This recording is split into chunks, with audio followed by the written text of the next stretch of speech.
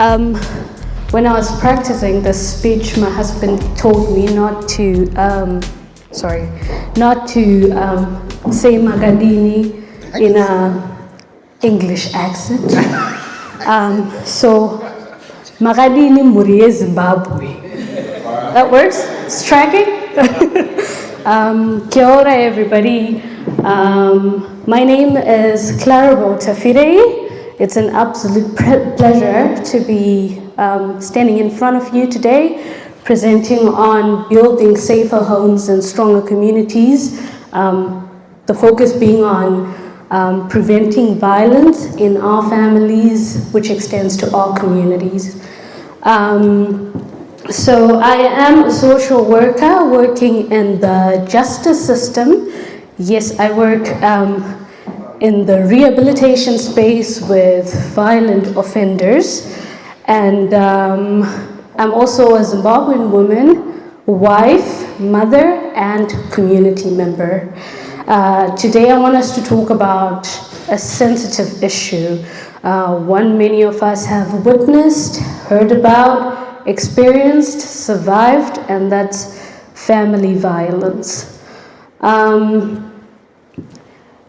A little bit of a trigger warning though, some of the things I'll speak about may be sensitive, uncomfortable, painful to hear, but they're definitely necessary to build healthier and stronger communities in the future.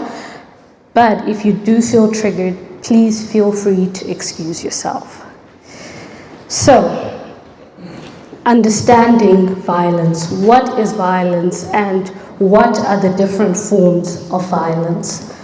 I'm going to mostly be speaking about violence in the family context. So I have two definitions here.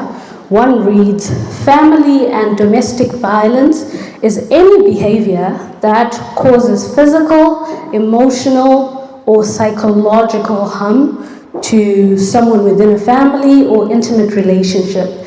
It includes controlling behavior, threats, and isolation.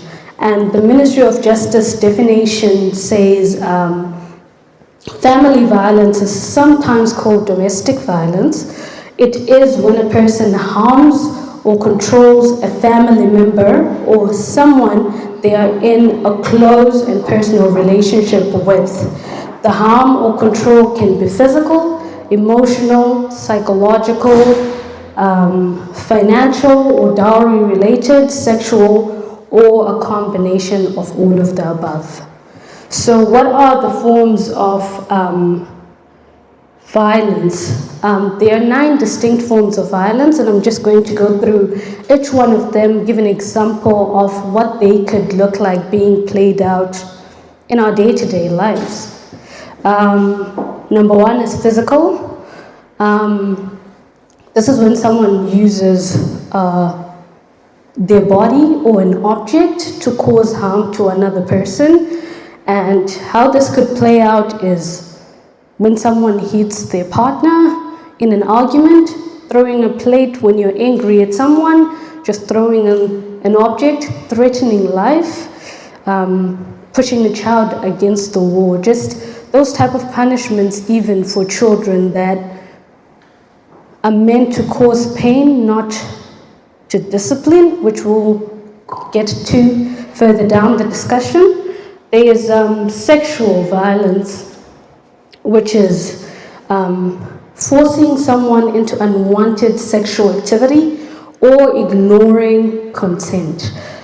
This could be pressuring your spouse into intimacy when they've said no. This is a touchy-feely subject, I'm aware, but consent is an actual thing. Or touching someone inappropriately without permission. And then there's emotional abuse, using words, actions to take, that make someone feel worthless, or just using those words to manipulate a situation. And that could look like saying, if you leave me, I'll kill myself. Constantly belittling your partner's appearance or abilities or comparing them unfavorably to others. And then there's psychological abuse, creating fear to control. Checking someone's phone repeatedly, tracking their movements, locking them inside the house, or making hundreds of missed calls to intimidate them. So stalking pretty much is psychological abuse. And I was on the internet recently, and then I saw this girlfriend who had their boyfriend leave 150 missed calls in a day. That is psychological abuse. Spiritual abuse. This is using someone's beliefs to control or excuse abuse. This could look like telling your partner that God wants them to stay quiet and accept mistreatment, or twisting religious teachings to justify violence. Being Zimbabwean, we're a Christian country. We're a Christian community, basically. And some teachings in our religion could be used as a form of abuse. One that I know of that I grew up around is the submit to your husband. It's not a bad thing to do it. However, it's how it is explained, because if it's wrongly explained, it can lead to abuse. Cultural. We are also a very cultural-centered people. Not a bad thing as well, unless it's used for harm. For example, there are some sayings and songs that encourage abuse. One particular one that comes to mind is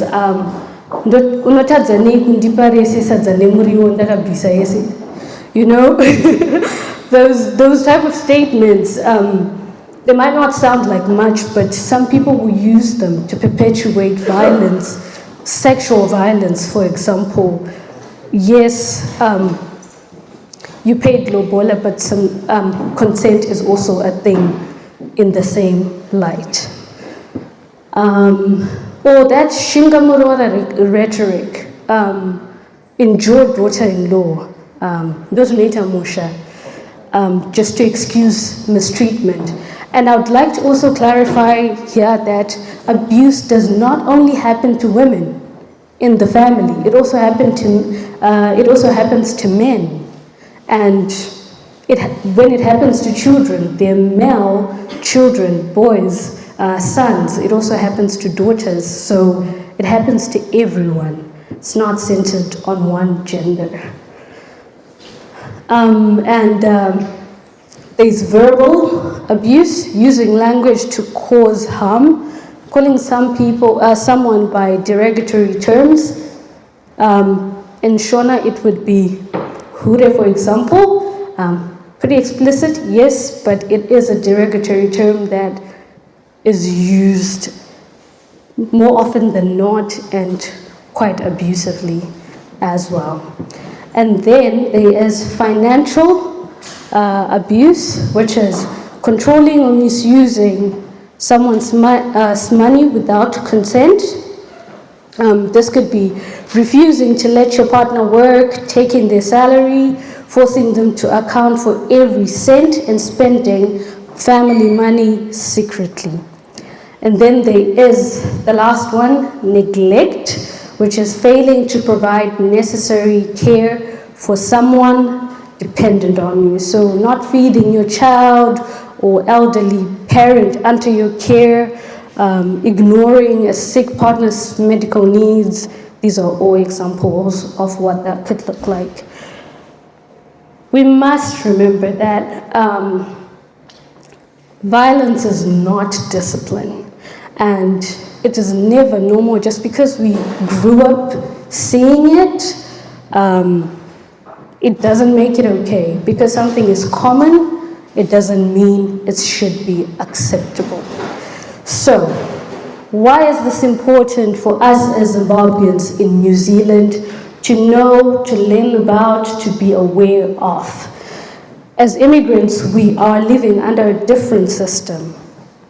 One with strict laws on family violence, child safety, and well-being, which is pretty good in my opinion, because it keeps us all safe. Things that might have been ignored back home, such as smacking, shouting, or controlling behavior, can carry serious legal consequences here. On the New Zealand police website, they clearly state that family violence is a crime. And it says family violence is a crime. It is against the law for anyone to physically, sexually, or psychologically abuse another person. And beyond the law, we have to ask ourselves, what kind of homes are we trying to build? And what legacies are we leaving for our children? Because our little families make up the broader community. And it is important to think about these things. And outside of these things as well, what are the consequences of family violence?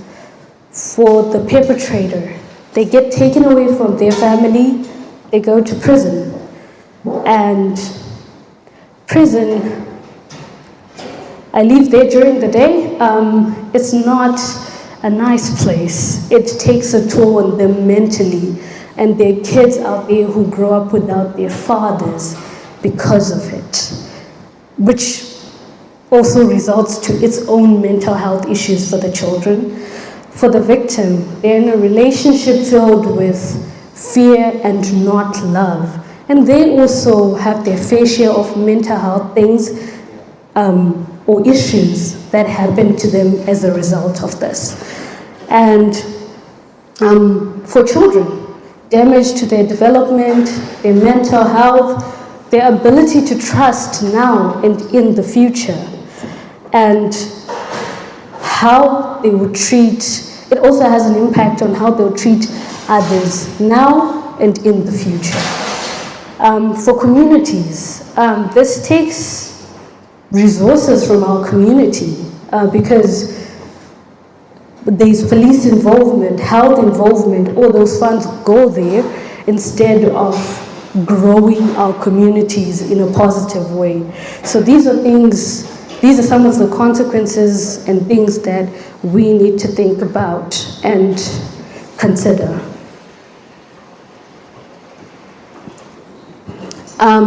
What are some of the interventions and preventions that we can work on or think on to help mitigate violence in our communities? So one thing that comes to mind for me, which is very true to us as Zimbabweans, not only as Zimbabweans, but as Africans, is Ubuntu. I am because you are. Which emphasizes the idea of community, interconnectedness, and humanity. And there's also, it takes a village, which speaks on, it takes all of us to build a healthy community, because my child will go play with the neighbor's child who is experiencing violence, and it will affect them in some way or the other. So just keeping our communities in check and remembering that it takes us all as a village to look out for each other and build healthy communities. And the statement for Ubuntu goes, Ubuntu, Ngumuntu, Ngabantu. And that spirit must also extend to safety, keeping each other safe. Keeping me safe will help keep you safe. And that's how we grow healthy communities. And our culture has powerful values of respect, dignity, and peace. So we must borrow from home and uphold traditions that serve us and save our children in a foreign land. And interventions that can be done on the faith side of things. How can church help? So we can train our faith leaders to spot signs of abuse, respond safely, and break the culture of silence while offering spiritual and emotional support. And we can also provide safe spaces in churches through confidential prayer groups and open discussions in fellowships and ministries about healthy relationships. Invest in your marriage, even invest in your families. Open up spaces in churches that allow for counseling and what a healthy family could look like, because some of these things truly don't come with a manual and they need to be taught, and these are some of the spaces where we can do that. Have church leaderships or members of the church partner with support services so that they can provide survivors with spiritual, emotional, and practical help, like counseling. And another intervention would be to support and not shame. If someone confides in you, listen without judgment. We listen, we don't judge. Let's use that in our day-to-day living, because we never know who needs your help, and it is important to listen and not judge. And modeling respectful relationships. Children copy what they see on a day-to-day basis, and their first role models are their parents in the family setting, their extended family. If parents resolve issues calmly, children learn to do the same. Most of the cases I've come across in my line of work are as a result of children who grew up in families where they experienced abuse, or they saw abuse like playing out through their parents or other family members, and they start practicing that in their adult life, where it's abuse and violence has been normalized from a young age, and they think it's normal, and then when they're adults, they do the same thing to their partner or their children, and they end up in the prison system. So if we could just start by modeling respectful relationships, that would be helpful to prevent violence. Legal protections. There are legal protections in place. As mentioned above, the police are there to help you when you're experiencing violence, and there's systems that they can help you with, like protection orders and things like that. And as immigrants, there are laws that help protect us. One such law is in the Immigration Act of 2009, Section 3A2C, which states that a migrant victim of family violence may be entitled to a family violence visa, which is not dependent upon the support of a sponsor. And that means I could be the primary visa holder and I start being violent towards Blaze, he can still manage to stay in the country, which is a common fear amongst immigrants, that, okay, I'm not the main visa holder, and if I report this person, but there are laws that protect you, and this is one such law. And parenting without harm. Hello? Okay. And parenting without harm. Discipline does not require pain, as I mentioned above. There are positive parenting techniques like timeouts, natural consequences, and reward systems.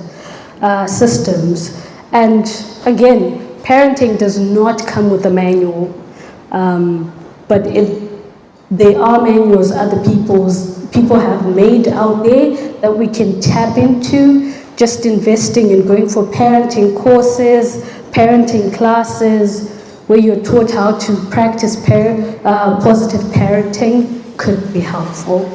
And Mrs. Tapasi will touch more on that. So, in a nutshell, violence prevention is not just a government responsibility. It's ours in our living rooms, in our kitchens, and in our WhatsApp groups. And if we want to build a strong Zimbabwean community in Aotearoa, it must be one where every child, every man, every woman, and every elder feels safe and valued. So let's talk to each other more. Let's seek help early for ourselves, on behalf of others. Let's challenge harmful mindsets. And that way, together, we can raise a generation that knows peace at home and within. And there are some resources that will come on the screen there for victims who are experiencing violence to reach out to and get support, for perpetrators who are imparting violence to reach out and get support, because truly prison should be the last resort. We should reach out for help, and for also family members and friends to reach out on behalf of our loved ones. You know that someone is perpetrating violence, reach out for help on their behalf so that they can get counseling early and probably stop, which will prevent the problem from escalating. Reach out for a victim before we get to the worst case scenario where someone loses their lives in the hands of another. And yeah, so thank you. You've been a beautiful crowd. Asante sana.